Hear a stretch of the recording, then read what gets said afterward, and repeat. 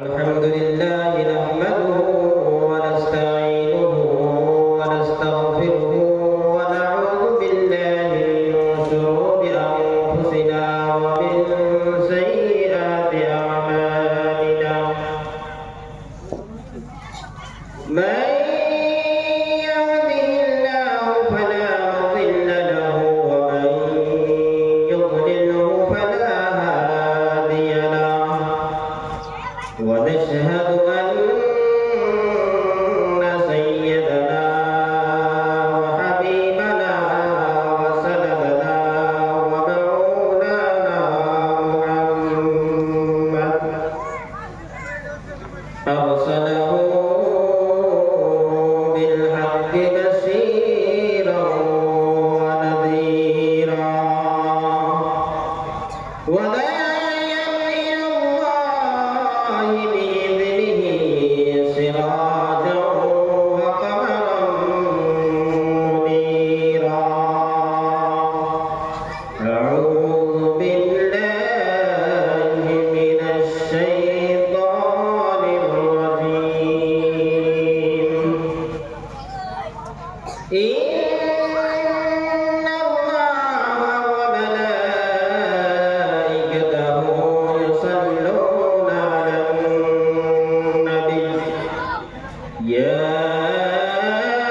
أيها الذين آمنوا صلوا عليه وسلموا تسليما اللهم صل على سيدنا مولانا محمد وعلى آل سيدنا مولانا محمد اللهم صل على سيدنا مولانا محمد وعلى آل سيدنا مولانا محمد क्यों नबी के बाउल गाने ओ भाई क्यों गाने जादूगर क्यों नबी के बाउल गाने ओ भाई क्यों गाने जादूगर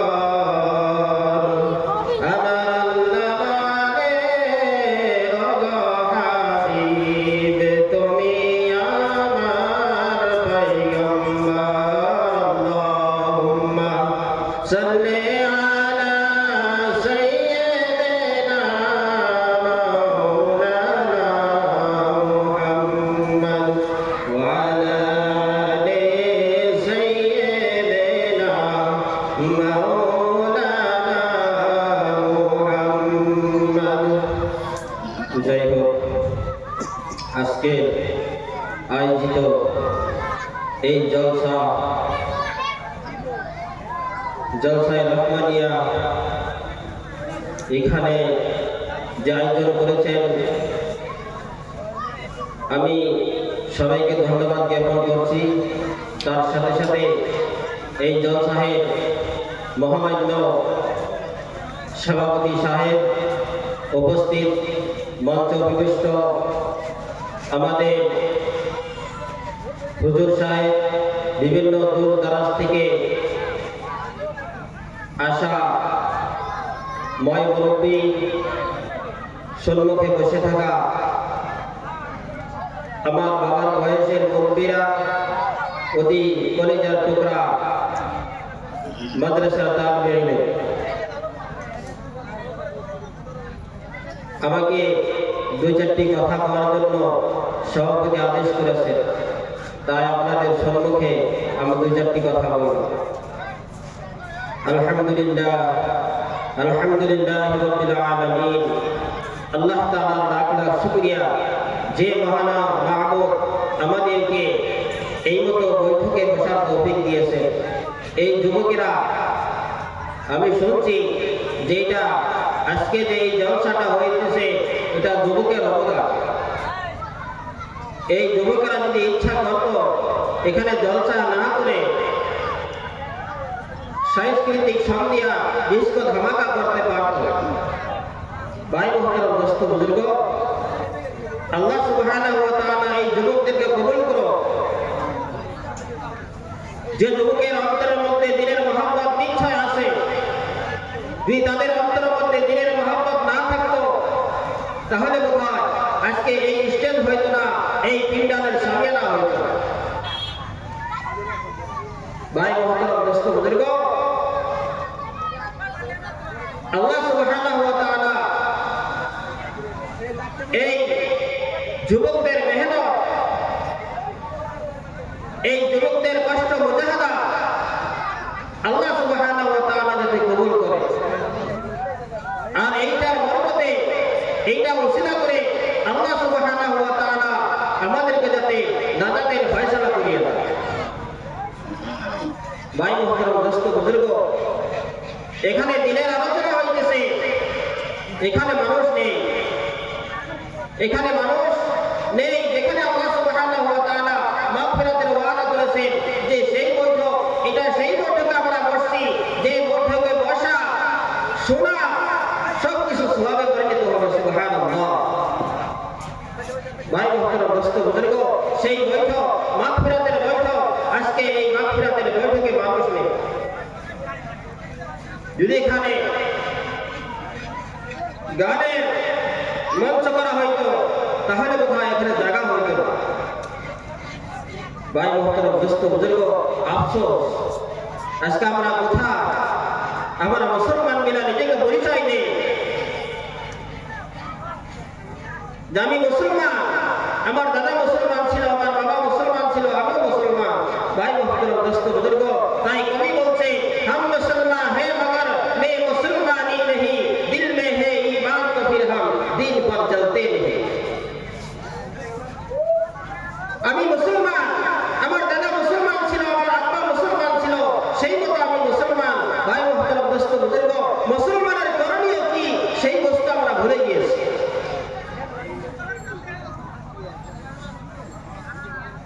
আজকে যদি আমাদেরকে বলা হয় যে জাহান্নামে কে কে যাবে, কেউ হাত উঁচা করবে না, আমার বিশ্বাস হয় কেউ হাত উঁচা করবে না। করবে কেউ? সবারই মনের মধ্যে তামান্না, আশা যে আমি জান্নাতে যাব, আমি জান্নাতে যাব। ভাই মুহতারাম দোস্ত বুজুর্গ, তাই বলছে হে পথিক, তুমি যে আশা করে গাড়িতে বসছো, তুমি ভাবতেছো যে আমি মদিনায় যাব, তুমি ভাবতেছো আমি মদিনায় যাব, কিন্তু তুমি যে গাড়িতে তুমি বসে আসো সেই গাড়িটা তো মদিনার গাড়ি নয়, সেটা হলো তুর্কিস্তানের গাড়ি। ভাই মুহতারাম দোস্ত বুজুর্গ, আমরা নিজে ভাবতেছি যে আমি ঠিক রাস্তায় আছি। ভাই মুহতারাম দোস্ত বুজুর্গ, আমাদের এই রাস্তা ঠিক না অঠিক আমরা এটা যাচাই করতেছি।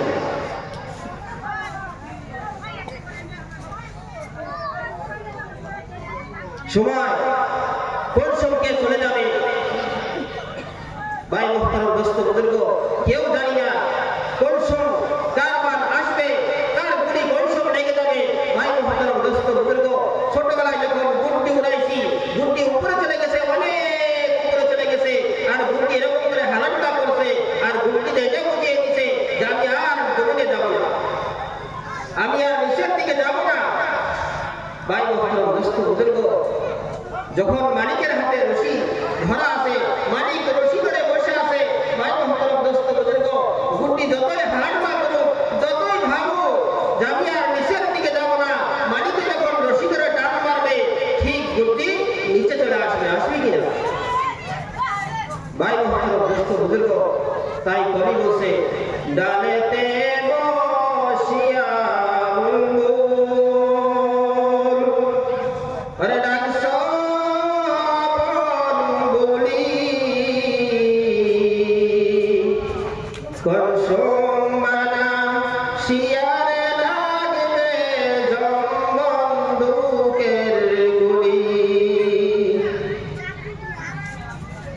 ভাই মুহতারাম দোস্ত বুজুর্গ, পাখিরা যখন ডালের মধ্যে লাইন করে বসে থাকে সেখান থেকে শিকারিয়ে একটার দিকে নিশানা করে, কিন্তু সে কার দিকে নিশানা করতে পাখিতে টের পায় না। পায় কি?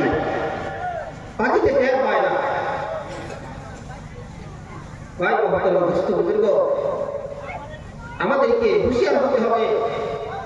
আখিরাতের সকল দুনিয়া থেকে নিয়ে যেতে হবে। শুধু আল্লাহ রাসূল সাল্লাল্লাহু আলাইহি ওয়াসাল্লামের নাম নিয়ে আমরা যদি খালি ভাবি যে আল্লাহ রাসূল সাল্লাল্লাহু আলাইহি ওয়াসাল্লাম আমাদেরকে শাফায়াত করবে, আমরা আল্লাহর বান্দা, আল্লাহ রাসূল সাল্লাল্লাহু আলাইহি ওয়াসাল্লামের উম্মত আমরা, তাহলে শুধু নাম করলেই কাজ হবে না, শুধু নাম করে থাকলেই কাজ হবে না। আল্লাহর হুকুম অনুযায়ী জিন্দেগি যাপন করতে হবে আর নবী সাল্লাল্লাহু আলাইহি ওয়াসাল্লামের তরিকা নিয়ে যাপন করতে হবে।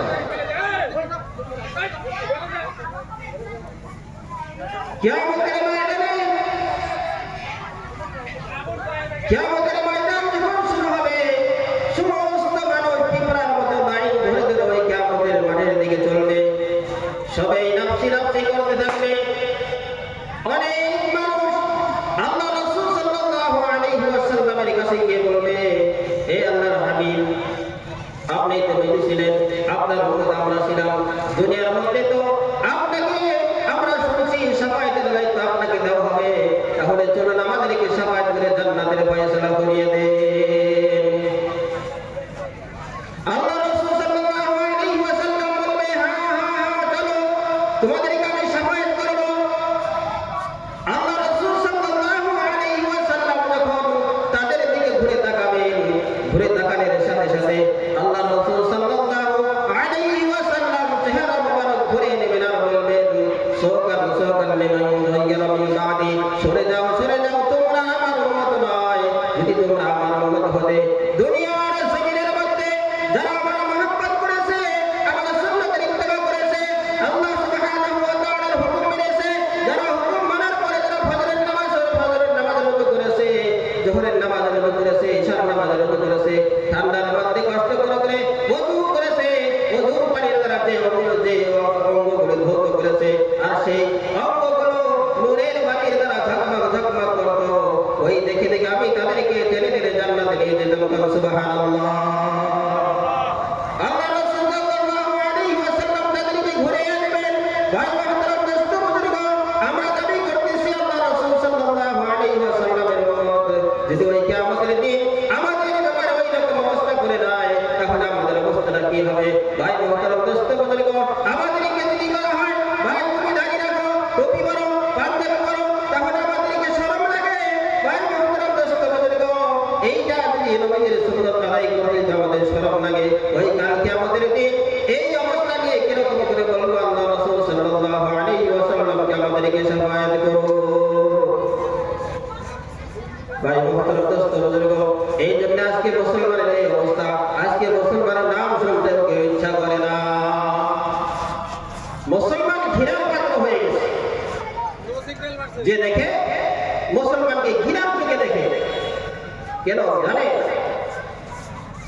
আজকে মুসলমানকে ঘৃণার চোখে দেখা কারণ আছে।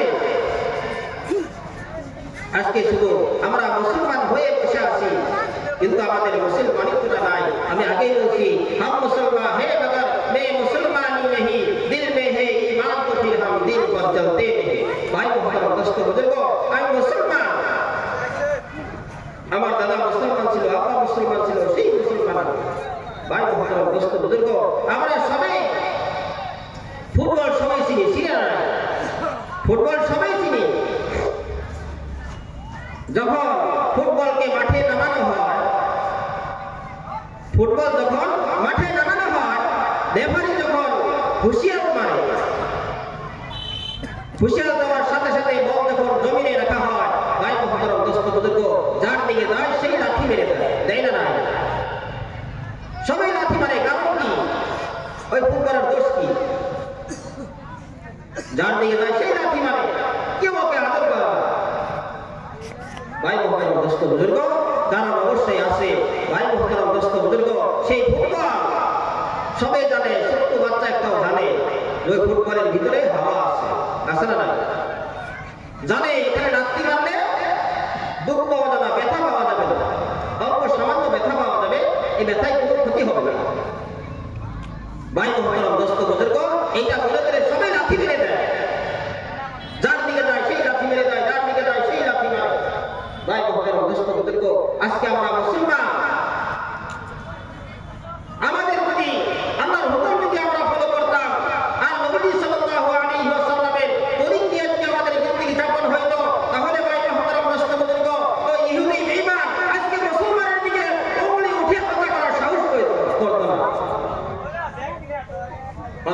জানে যে মুসলমানের ভিতরে কিছু নেই, মুসলমানের ভিতরে খুনা, যেরকম ফুটবলের ভিতরে হাওয়া ছাড়া কিছু নেই, ওরকম মুসলমান আজকে নাম ধরে আছে। ভাই মুহতারাম দোস্ত বুজুর্গ, আজকে মুসলমান যত পার্সেন্ট আছে সমস্ত মুসলমান যদি আল্লাহ সুবহানাহু ওয়া তাআলার হুকুমকে ফলো করে আর নবী সাল্লাল্লাহু আলাইহি ওয়াসাল্লামের তরিককে ফলো করে জিন্দেগি যাপন করে, অন্যান্য জাতিরা মুসলমানের দিকে উঙ্গলি উঠে কথা করার সাহস করবে না। ভাই মুহতারাম দোস্ত বুজুর্গ, আজকে আমাদের ভিতরে কিছু নাই, যার জন্য সবাই আমাদেরকে টার্গেট করে বসে থাকে, সবাই আমাদের উপরে টার্গেট করে বসে থাকে যে কিরকম করে মুসলমানকে শেষ করা যায়। কিন্তু ভাই মুহতারাম দোস্ত বুজুর্গ, আমাদের কাছে সবচেয়ে বড় হাতিয়ার আছে যে আল্লাহ সুবহানাহু ওয়া তাআলা আমাদের সঙ্গে আছে। ভাই মুহতারাম দোস্ত বুজুর্গ, ওরা যতই চেষ্টা করো, ওরা যতই চেষ্টা করো মুসলমানকে শেষ করতে পারবে না।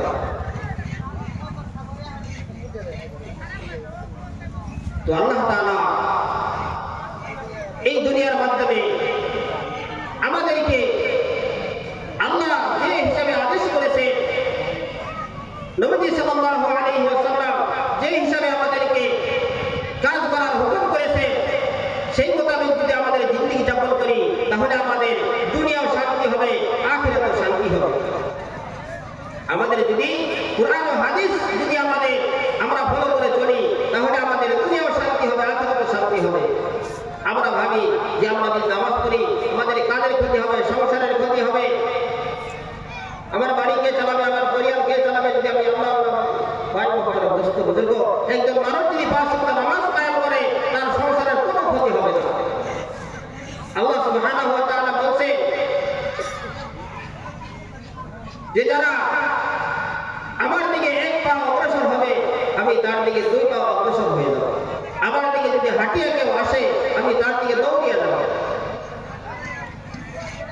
আর 5 ওয়াক্ত নামাজ যে কায়েম করবে আল্লাহ সুবহানাহু ওয়া তাআলা তাকে বড় বড় 5টা পুরস্কার দেবে।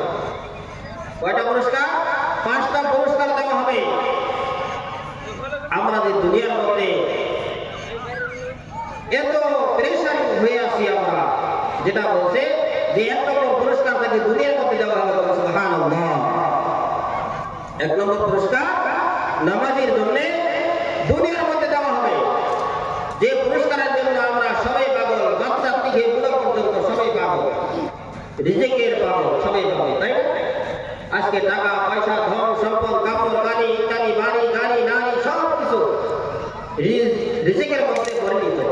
ভাই মুহতারাম দোস্ত বুজুর্গ, আল্লাহ সুবহানাহু ওয়া তাআলা বলতেছে যারা 5 ওয়াক্ত নামাজ কায়েম করবে আল্লাহ সুবহানাহু ওয়া তাআলা দুনিয়ার মধ্যে তাদেরকে একটা পুরস্কার দেবে, কি? যে তাদের রিজিকের অভাব দূর করে দেবে। সুবহানাল্লাহ। 2 নম্বর বলছে যে তার কবর আযাব মাফ করে দেওয়া হবে। সুবহানাল্লাহ। 2 নম্বরে তাকে কবরের আযাব মাফ করে দেওয়া হবে। যে কবরে আযাবের বিষয়ে হাদিসে আসছে, ভাই মুহতারাম দোস্ত বুজুর্গ, মানুষ যদি কবরে কি হয় ওই জ্ঞান যদি মানুষের থাকতো তাহলে মানুষ মরার পরে এমনি জমিনের মধ্যে ফেলে রেখে দিত আর শিয়াল উপরে টেনে টেনে ছিঁড়ে ছিঁড়ে খাইত। যদি মানুষের সেই জ্ঞান থাকতো যে কবরে মানুষের কি অবস্থা করা হয়। আল্লাহ সুবহানাহু ওয়া তাআলা বলছে যে 2 নম্বর পুরস্কার তার কবরের আযাবকে মাফ করে দিব, আর 3 নম্বর তার আমলনামাটা ডাইন হাতে দেওয়া হবে। সুবহানাল্লাহ বলবো না? 3 নম্বর পুরস্কার কি? যে তার আমলনামাটা ডাইন হাতে দেওয়া হবে। ভাই মুহতারাম দোস্ত বুজুর্গ, আর 4 নম্বরে পুলসিরাতের রাস্তা বিজলির আকারে পার করে দেওয়া হবে। সুবহানাল্লাহ। আর 5 নম্বর তাকে বিনা হিসাবে জান্নাত দেওয়া হবে। সুবহানাল্লাহ।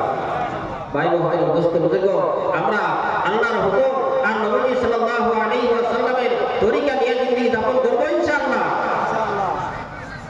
আল্লাহ তাআলা আমাদের সবাইকে আল্লাহ তাআলার হুকুম আর নবী সাল্লাল্লাহু আলাইহি ওয়াসাল্লামের তরিকা নিয়ে জিন্দেগি যাপন করার তৌফিক দান করুন।